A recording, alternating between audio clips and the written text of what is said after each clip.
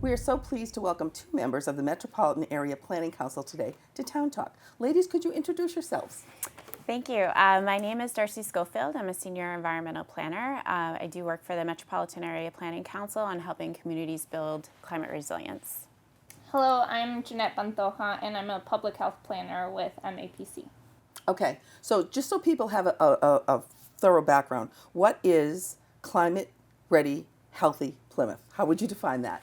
And you can just tell me. Okay, so we're really excited to speak with you today and at Town Talk about Climate Ready Healthy Plymouth. This is a project in partnership with the town of Plymouth and the OCPC, Old Colony Planning Council, to do a climate vulnerability and public health assessment and try and understand the impacts of climate change on the people, the environment, and society and economy, and how that might exacerbate public health issues.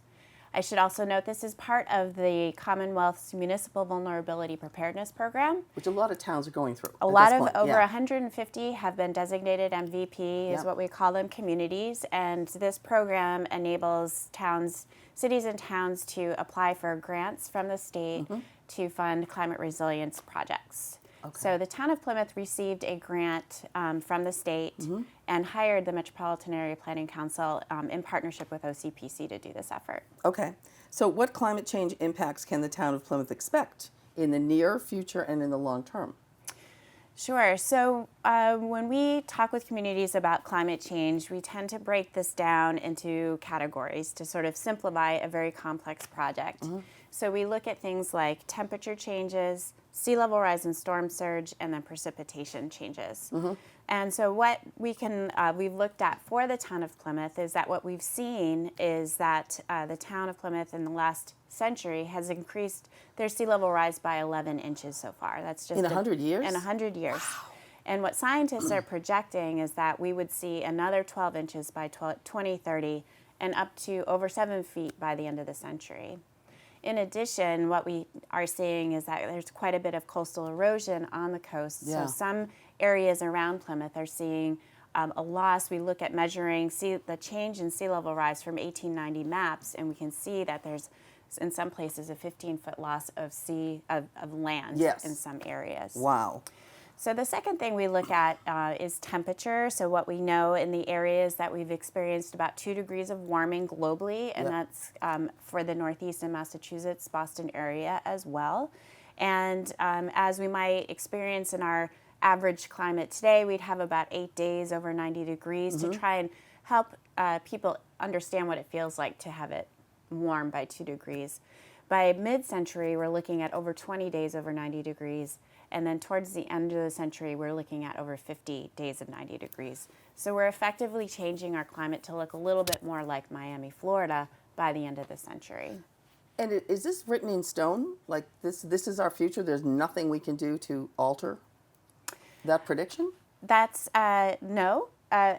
There's a lot we can do. I think we at the Metropolitan Area Planning Council, we work very ambitiously with the state and with communities in Metro Boston to really advance reducing our greenhouse gas emissions and also making commitments towards achieving net zero. So, and the town of Plymouth is just about to become a green community, which is with the state. So they are definitely taking some steps towards that. Okay. So Jeanette, for you, I understand that this project is a climate and health vulnerability assessment and action plan. Talk about the health component. Yeah. So I think this is a unique project, and under the leadership of the public health department here in Plymouth, really, they sought to integrate public health into this climate vulnerability assessment and action planning process. And so, I mean, some of the things that we know is that climate change has some immediate consequences for public health. So as Darci described, some of the expected temperature increases, we can see a future with more hotter days. People are immediately at risk at the impact of heat-related illness. Sure. But climate change also has long-term consequences for what we would deem the social determinants of health, which are kind of the factors you encounter where you work, where you play, where you live, that have kind of long-term consequences for your ability to kind of bounce back from a climate-related disaster or Yep. maintain your health in the long term. So your ability to maintain a stable income, Yep. maintain a healthy home, Oh, right. So it's all connected. it's all connected. Yeah, yes. our environment is incredibly connected. What are the most significant climate challenges to the town of Plymouth that you know about, and what are the assets or strengths that the town might have to help overcome them? Sure. So, as I mentioned, we look at sea level rise, storm surge, temperature changes, and precipitation changes. Yep. So, we are seeing significant erosion Yeah. on the coast. So that's not the great news for the town of Plymouth, because with sea level rise, we're going to be cutting even further into our land and losing land. Right. However, the better news is that there's quite a bit of topography or hills and cliffs along our coastline, so very few low-lying areas. So that minimizes the extent of sea level rise impacts in terms of flooding whole communities, Right. like we might see in other places like Like Boston. Florida, even in Florida, which is flat, right? Florida, So, which is flat, or Yeah. Chelsea, or Boston, or Duxbury. which are almost at sea level in a lot Yes, of cases. exactly. Right. So that's some good news. Places we are seeing some flooding are Plymouth Long Beach, of course, over by Burt's Restaurant isn't a good example, Yep. with Winter Storm Riley, at Ellisville Harbor, and at Whitehorse Beach as well. We are seeing that with our warming, we're seeing some real extreme heat in Yeah. the north part of Plymouth. Yes. So Colony Place area, but also along the coast where we have a more dense and urban area in the town of Plymouth, Yeah. less tree canopy cover. Yeah. So we also know that the greatest number of folks who are lower income or people of color or linguistically isolated, where English is their second language or not their primary language, those are the folks who are living in areas that are already extreme heat. So, during some hot days, temperatures can get over 100 degrees in North Plymouth in some spots. So that's something we really need to pay attention to. And that's definitely a health issue. I mean, It's a especially major for health for issue. the elderly or for infants, right? And I for mean, it's, children walking to school and people with asthma, with all kinds of Exactly. breathing, right? Yes. I mean, this must be just awful for people that have lung conditions of any kind. or cardiovascular conditions Yes. as well. And Yeah. there's a fair number of seniors in that area who, with chronic health conditions, the heat makes it very difficult. If they're not able to cool down, Sure. we start to see those health effects become more severe. And especially as people older, they tend to live alone at a higher proportion, right? Yep. And at that point, we become incredibly concerned about who is checking in on these older adults Right. in the event of a severe storm, who's checking in on them in the event of a heat wave, and I think as people get older, what medications are kind of disrupting their ability to thermoregulate. So basically, adapt. to Yeah. adapt, Right, yes, right. to hotter temperatures. Wow.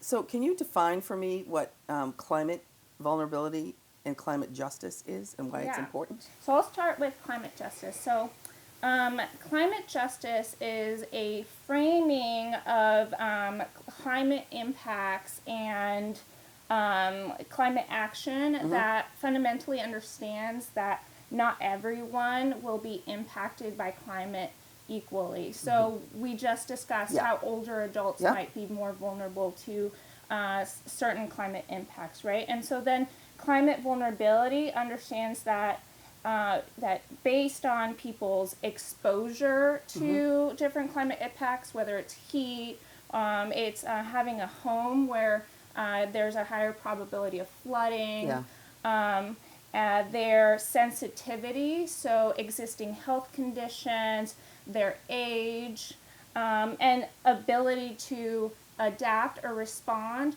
Having a low income where, you know, if your home experiences damage during a storm, you have less capacity to then repair your home. Right. All influence how you will be impacted by climate change. And this is something that we're taking pretty seriously in this analysis. Right. Yeah. And even I'm thinking every time there's a storm or you do get water in your home, the ancillary effects of mold and all those things that come with it. Once you've cleaned out the water and the water's gone, there's an after effect. of all of this. Yes, and the housing stock in Plymouth, we have this great history here, 400 years old, America's hometown. Yep. But along with that is we have a very old housing stock. We are seeing some new development, but the older homes are going to be more susceptible to that type of mold damage as a result of either more extreme precipitation events that linger, higher water tables, flooding basements, as well as sea level rise and storm surge. And again, we have to always think it's all very much connected. It is. I mean, very everything connected. we do is connected to everything else we've done. That's right. So I understand that you're doing 2 public forums, community resilience building forums. Can you talk about that and what you and the workshops that you do and what you hope to gather from that? Or Sure. So when we do a climate and health vulnerability assessment, we take a lot of dig in really deep into the research and data to try and understand and spatially analyze what those risks are. Sure. And that's all very exciting for us who are data geeks. However, this is really relevant to people. The climate would change and the earth would be fine. It is us that matter the most. Right. So, so we are launching a very ambitious public outreach and engagement campaign associated with this project, more than any other MVP project in the Commonwealth that I am aware of, by doing 5 focus groups in each of the neighborhoods of Plymouth, so North Plymouth, downtown, Cedarville, Manomet, South Plymouth, and West Plymouth. Okay.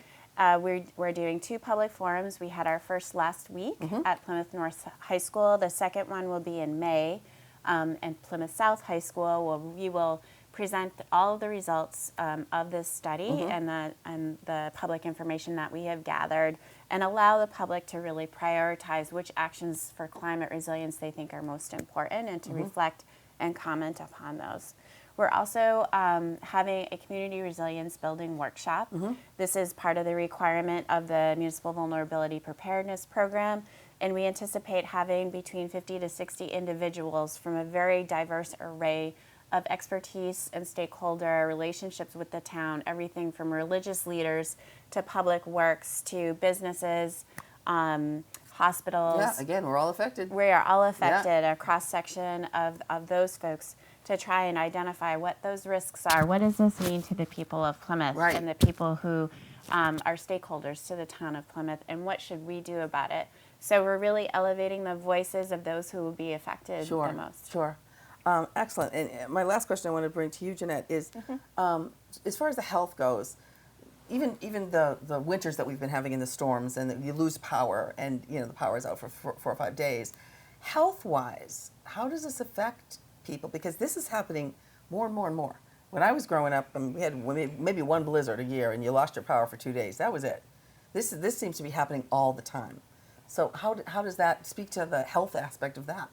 Yeah, so I'm trying to understand. I'll respond to kind of the power loss directly. So one of the things that immediately come to mind for me as a great concern is individuals that are dependent on electrically powered medical devices. Yep. Right, so not having the ability to charge that device. And another thing is potential loss of refrigeration and contamination. So contaminated food, but also people who are dependent on medications that require refrigeration, being incredibly vulnerable. So and well water too. There's a lot of people in well water that you need a pump. You need a pump as well. Yes. And you need fresh water. Yeah. So there's a potential loss of access to drinking water. Yeah. And I think like talking about storms generally, there's the immediate risk also of potential injury during a storm. Whether you get injured as you are trying to weatherize your home, or there's Heart some attacks when you're shoveling. You're cleaning up. I have a family friend in Florida who was trying to do some repairs herself to her home following a storm, ended up falling and breaking a wrist. And then there's the kind of, again, long-term consequences to your income, your ability to maintain your employment, right? Sure. So storms cause all kinds of Yeah. disruptions. Yep. So you might be displaced from your home. You might be unable to get to your work. Yep. to get Yeah, to work, right. and then that has kind of cascading effects Absolutely. on your ability to afford health care, afford Yep. healthy food, Everything, right. everything. This has been excellent, and our 15 minutes has come and gone like that. Where can people get more information? Where do they go? Yes, so the Town of Plymouth website just today put up all the information related to our public forum that we're also conveying to our focus groups and the community resilience workshops. So you should be able to find it in the planning and community development portion of the Town of Plymouth's website. Excellent. Okay, and I'm sure that on social media there'll be all kinds of postings of when your forums are and what the next steps are, etc. Yes, I am posting on all things Plymouth. Great. Okay, wonderful. Darci and Jeanette, thank you so much. Thank It's you been for having very us. enlightening, very interesting, and we're all connected. We are It's all connected. We thank very much for these wonderful women who've been today on Town Talk.